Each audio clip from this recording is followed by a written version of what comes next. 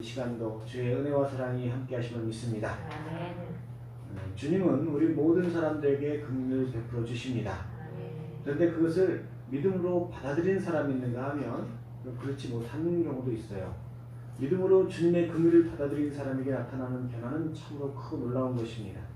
주님의 긍휼을 깨달은 사람은 무엇보다 자신이 어떤 사람인지를 알게 됩니다. 오늘 말씀에서 바울은 자신이 전에는 회방자요, 박해자요, 폭행자요, 죄인의 우두머리라 고백합니다. 스스로 지나치다 싶을 만큼 가혹하게 평가를 합니다.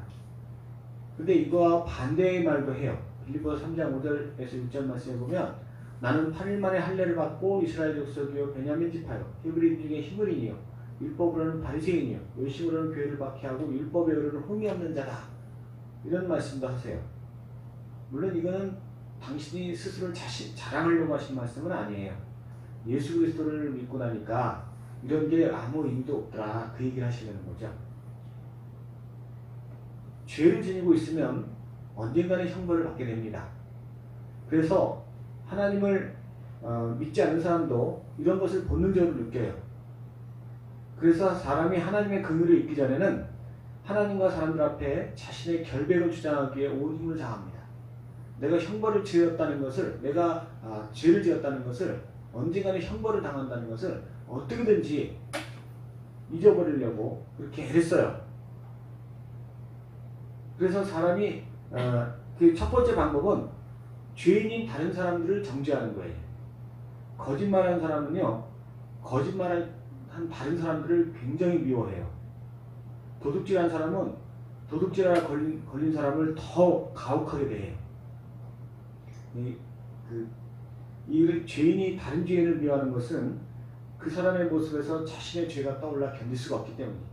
그 죄를 잊어버려야 내가 죄가 없는 것처럼 느껴질 텐데 그 사람을 보면 자꾸 그 죄가 떠오르는 거예요. 그래서 막 못되게 그래요.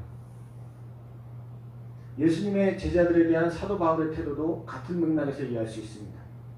그가 예수님을 믿는 성도들을 심하게 박해했는데 그 이유는 단지 당시 유대교가 예수님을 따르는 사람들을 이단으로 정죄했기 때문만은 아닙니다.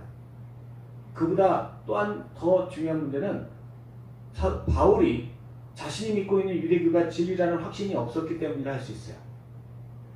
죄인이 죄인을 더 가혹하게 대한다는 말씀을 드렸는데 한편으로 의인은 죄인에 대해서 그렇게 가혹하게 안 해요. 의인은 죄인에 대해서 관대해요. 마찬가지로 사도 바울같이 열심히 있는 사람이 자기가 믿는 유대교를 통해 구원의 확신이 있었다면 내가 구원받을 것이다 그랬다면 결코 예수님을 믿는 사람들을 그렇게 박해하며 괴롭히지는 않았을 거예요. 저것들은 도대체 왜 저러고 사냐, 아유 딱하네, 그리고 말았을 거예요. 그런데 바울은 열심히 유대교를 믿으면 믿을수록 그 안에서 진리를 만날 확신을 느끼지 못했어요. 자기가 구원받는다는 자신이 없었어요. 그로 인해서 예수님을 따르는 사람들을 그처럼 괴롭게 했던 거예요. 자신이 유대교회에서 확신이 없듯이 예수님을 따르는 사람들도 확신이 없을 것 같은데 이 사람들이요 자기 수준으로 생각해요. 내가 확신이 없으면 남들도 다 확신이 없는 거라고 생각해요. 또 내가 이렇게 뭐 마음 편치 않다면 다른 사람들도 다 편치 않은 줄로 알아요. 그리고 자기는 이렇게 열심히 해도 확신이 없는데 저 예수를 믿는 사람들도 확신이 없을 것 같은데 왜 저렇게 열심히 하려면 따를까? 그게 아주 상당히 불쾌한 거예요. 왜 저렇게 열심히 해? 분명히 확신이 없을 텐데. 그래서 내가 저들을 심하게 박해하고 학대하면 결국은 자기들이 잘못했다 하고 반성하고 돌아올 거다. 그렇게 하면 이게 다 거짓이라는 게 확연하게 드러나게 될 거다. 그래서 아주 심하게 대하고 학대하고 그랬어요. 그런데 스데반 집사가 순교하는 모습을 보니까 이게 아닌 거야. 그 사도 바울이 여기서부터 매우 당혹스러웠을 거예요. 이런 것은 사도 바울만의 모습이 아닙니다. 중세시대에 카톨릭 교회가 수많은 잘못을 자행했어요. 마녀사냥이라고 해서 멀쩡한 사람들을 잡아다가 재판하고 처형시켰고 또 교회의 권위에 저항하는 사람들을 가혹하게 대했어요. 그 원인이 뭐 여러 가지 있겠죠. 왜 그렇게 했느냐, 뭐 여러 가지 원인이 있겠지만 그 중에 또 큰 거 하나는 이 사제들이 말씀에 대한 확신이 없었어요. 그래서 자기가 긍휼을 받았다는 사실에 대해서 확신이 없었어요. 당신은요, 이 성경을요, 이 카톨릭 사제들도 성경을 제대로 못 읽었어요. 왜냐하면 이게 너무 어려워. 책이 라틴어로 돼 있고 뭐 히브리어로 돼 있고 또 가톨릭 교리 자체가 교황은 모호하다. 교황은 흠이 없다. 교황 말씀만 잘 들으면 된다. 뭐 성경 따로 읽을 필요가 없다. 이렇게 가르쳐요. 그러니까 무슨 뭐 말씀을 연구하는 교수들이나 뭐 이런 사람들이나 성경 보지 이 가톨릭 사제도 성경 잘 안 봐요. 지금도 뭐 좀 그렇다고 해요. 지금도 그렇게 성경은 열심히 안 본다고 해요.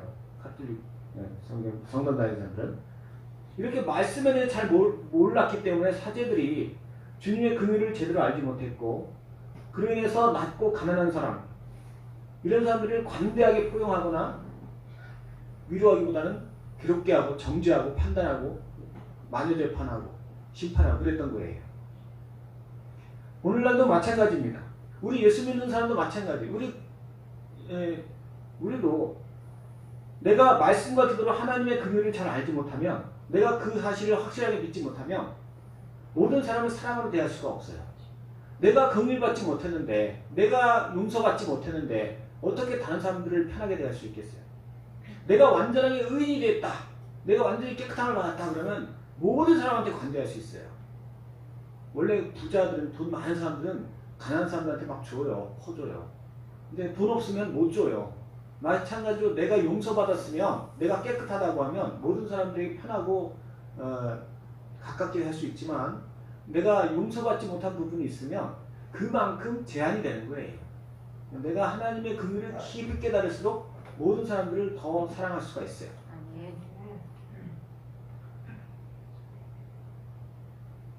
그러므로 특별히 이 세상에 죄로 관영해지면 사단은 세상 사람들을 이용해서 교묘한 방법으로 교회를 공격하고 성도들을 괴롭게 해요. 그때 우리가 주님의 긍휼을 깊이 믿으면 그런 모든 사람들에서 불쌍히 여겨요. 아유 저 사단의 도구가 돼갖고 저 어떡하면 좋아. 내가 정말 저 사람들 위해서 더 많이 기도해야지. 근데 이게 안 되면 내가 하나님의 긍휼을 깊이 깨닫지 못하면 저 왼수대고는 도대체 뭐가 우리를 잘못했다고 우리한테 그렇게 저래? 그렇게 나가게 돼요. 그러면 안 되죠. 우리는요 주님의 긍휼을 깊이 깨달아야 돼요. 모든 사람들을 용서하고 모든 사람들을 포용할 수 있도록 그렇게 변화되어야 할 줄을 믿습니다. 두 번째로 우리가 하나님의 긍휼을 깊이 깨닫지 못하면 이 내 죄를 결백함을 증거하는 방법으로 내게 있는 것들을 자랑하는 그런 삶을 삽니다. 재물이 많다거나 내가 당신보다는 재물이 좀 더 많지. 그 마마무의 노래 중에 그런 게 있대요. 난 잘 모르겠는데 키 자랑을 하는 거예요. 너는 160, 나는 161. 아니 160이나 161cm가 뭐가 커요. 그게 그거지. 근데 내가 너보다 크다는 거예요. 1cm가.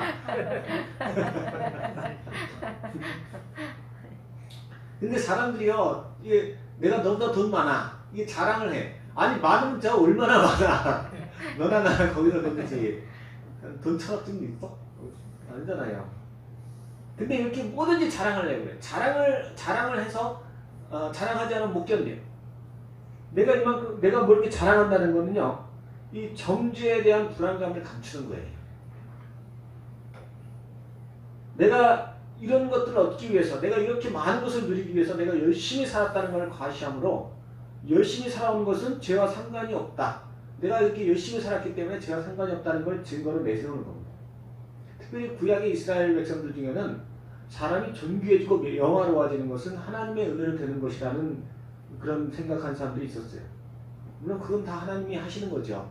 근데 죄가 있어도 하나님이 때로는 권세와 능력을 주실 때가 있어요. 하나님 도구를 쓰시려고. 근데 이 생각에서 더 나아가서 내가 죄가 있으면 하나님이 나한테 이렇게 주셨겠냐? 내가 죄가 있다면 내가 이렇게 부자가 됐겠냐? 그런 걸 자랑하면서 나는 죄가 없어 라는 걸 증거하고 싶었던 거예요. 이러한 생각은 오늘날에도 예수님을 모르고 말씀을 잘 알지 못하는 많은 사람들에게 갖고 있는 생각 중에 하나입니다. 그래서 내가 있는 걸 자랑하면서 나는 깨끗해 이렇게.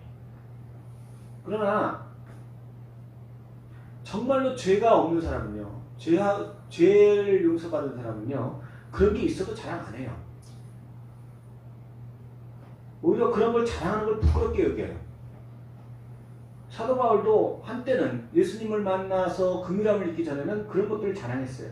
바리새인이고 가말리엘 학파 출신이고 유대인 중에 유대인이고 내가 하나님 앞에 정말 열심히 있는 사람이다. 그런 거에 증거처럼 과시하며 살았어요. 그런데 주님을 만나고 그분의 참된 긍휼을 잊고 나니까 그런 게 다 무익하다는 걸 깨닫는 거예요. 그래서 고린도후서 11장 30절에 내가 부득불 자랑할진대 내가 약한 것을 자랑하리라. 자랑하고 싶지 않지만 굳이 해야 된다면 나는 약한 걸 자랑하겠다. 그리고 또 갈라디아서 6장 14절에선 내게는 우리 주 예수 그리스도의 십자가 외에는 결코 자랑할 것이 없으니 그리스도로 말미암아 세상이 나를 대하여 십자가에 못 박히고 내가 또한 세상에 대하여 그러하니라 하고 말씀하셨어요. 우리도 마찬가지예요. 우리가 주님의 긍휼을 깊이 깨닫는다면 나를 용서하시고 깨끗하게 하셔서 하나님 자녀 삼아주신 예수님 외에 자랑할 것이 없어요. 그런데 내가 예수님을 믿으면서도 내게 있는 재물, 내게 있는 능력, 내게 있는 권세, 다른 어떤 것을 자랑하려 한다면 우리 안에 긍휼이 그만큼 충만하지 않다는 얘기예요. 주님의 긍휼이 내게 충분히 믿어지지 않고 깨달아지지 않기 때문에 자꾸 나를 정죄하려는 내가 정죄당할 것 같아 하는 그것을 벗어나려고 자꾸 자랑하는 거예요. 난 너보다 1cm 더 커. 난 너보다 조금 더 나아. 내가 더 열심히 살았어. 내가 하나님의 기뻐하는, 내가 하나님의 복을 받았어. 따라서 믿음의 성도는 날마다 말씀과 기도로 나에게 베풀어 주신 그분의 긍휼하심을 깊이 깨달아야 할 줄로 믿습니다. 그리고 이처럼 우리가 말씀과 기도로 주님의 깊이 그 긍휼을 알아야 하는 이유는 온전한 하나님의 일꾼이 되기 위함입니다. 앞서 주님의 긍휼을 깨달은 사람은 타인을 정죄하지 않는다고 그랬어요. 근데 만약 예수님을 믿는다고 하면서 형제 안에서 혹은 믿지 않는 사람들 대할 때 온전한 사랑으로 대하지 못하면 그래서 그들의 단점이나 부족한 모습 때문에 정이 가지 않고 긍휼함이 생기지 않고 그러면 이건 내 안에 아직 주님의 긍휼이 깨달아지지 않는다는 뜻이죠. 그 누군가를 그렇게 대하면 어떻게 복음을 전하겠어요? 우리가 그 사람한테 복음을 전해야 되는데 이게 불쌍해지지가 않아. 그러면서 막 불쌍하기는 그냥 저놈의 새끼는 맨날 술이나 먹고 다니고 말이야. 저건 맨날 거짓말쟁이고 거짓말하고 말이야.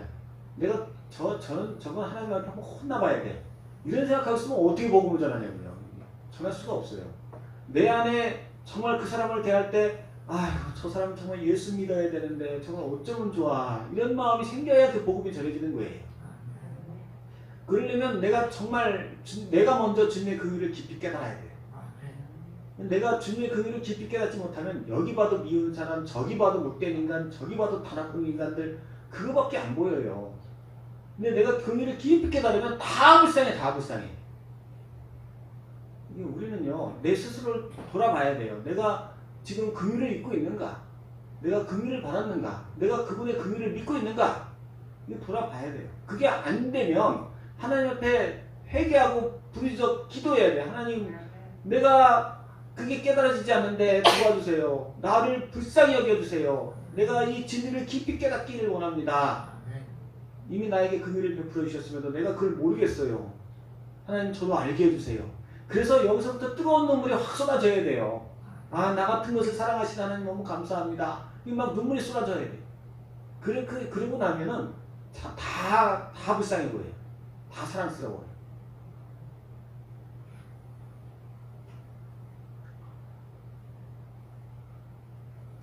그리고 우리가 만약에 긍휼을 깊이 깨닫지 못하면 자꾸 자랑하려 한다고 했어요. 세상 것들을 자랑하려고 한다고 했어요. 내 마음속에 세상 것들에 대한 자랑을 품고 있으면 상대방은 내가 전하는 복음에 대해서 마음을 열려 하지 않을 거예요. 그래, 너 잘났어. 자랑을 하고 말이야. 나한테 그거 자랑하려고 왔냐? 왜냐하면 내가 이 세상 것들에 대한 자랑하는 마음을 내 안에 품고 있으면 내가 입을 열어 굳이 그것을 말하지 않아도 이미 생각만 품고 있어도 상대방이 내 말투, 내 눈빛, 내 분위기, 느낌에서 그걸 다 알아요. 뭐 명확하게 몰라도 저 사람은 왠지 기분 나빠. 왠지 재수가 없어. 그 느낌이 와요. 자랑하려고 하는 사람들은요. 그런 생각을 갖게 되면 벌써 그 사람은 나한테 대해서 벽을 딱 치게 돼 있어요. 특별히 이 자존감이 높은 사람보다 자존감이 낮은 사람들은 그런 걸 아주 생생하게 느껴요. 세상에서 멸시당하고 손가락질 당하고 정말 천대받는 사람일수록 이런 부분에 대해서 굉장히 예민해요. 이게 뭐 넉넉한 사람들, 뭐 이렇게 높은 지위 누리는 사람들이 이런 거 잘 몰라요. 그런 거에 대해서 눈치가 없어. 뭐 상대방이 뭐 나한테 어떻게 든 왜냐면 별 관심도 없어. 그러지 뭐 내가 그 웃기네 뭐 이러는데 이게 좀 멸시당하고 이런 사람들은 그런 걸 굉장히 아파하고 힘들어하기 때문에 내가 마음 아프면 벌써 그런데 예수님은 바로 그런 사람들도 구원하고 싶어 하세요. 예수님은 그런 사람들에게 은혜를 더 끼치고 싶어 하세요. 근데 내 안에 자랑을 품고 있으면 그런 사람들을 다 막는 거예요. 그런 사람들에게 하나도 복음을 전할 수가 없어요. 그러므로 우리는 날마다 말씀들을 통해서 내가 얼마나 큰 죄인이었는가를 알고 또 그런 죄인이 얼마나 큰 주님의 큰 사랑을 받았는가를 깨달아야 할 줄 믿습니다. 우리가 우리의 죄를 사하시는 주님의 긍휼을 깊이 깨닫는다면 용서하지 못할 사람이 없고 전도하지 못할 사람이 없어요.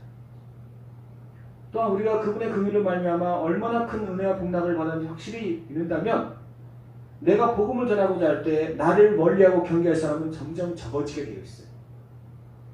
사도 바울은 그렇게 해서 하나님의 복을 쓰임받았어요. 사도 바울이 그 먼 곳까지 가서 그 많은 사람들에게 복음을 전할 수 있었던 건 그가 한 게 아니에요.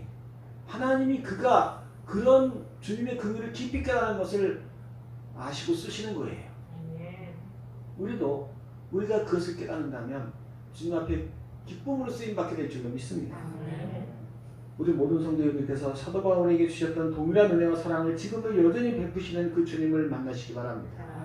내 마음을 다해서 주님의 사랑을 갈구하시기 바랍니다. 그분의 긍휼을 구하시기 바랍니다. 하나님 나에게 주세요. 다른 누가 아닌 나에게 주세요. 내가 필요합니다. 하나님의 그 크신 사랑 알게 해주옵소서. 진실로 부르짖는 자에게 하나님께서 부어주실 줄로 믿고 하나님 앞에 나아오시기 바랍니다. 우리 모든 성도님들께서 이러한 은혜 가운데 바울과 같이 크게 쓰임받는 복된 성도님 되시기를 예수님의 이름으로 다시 한번 축원합니다. 기도하겠습니다.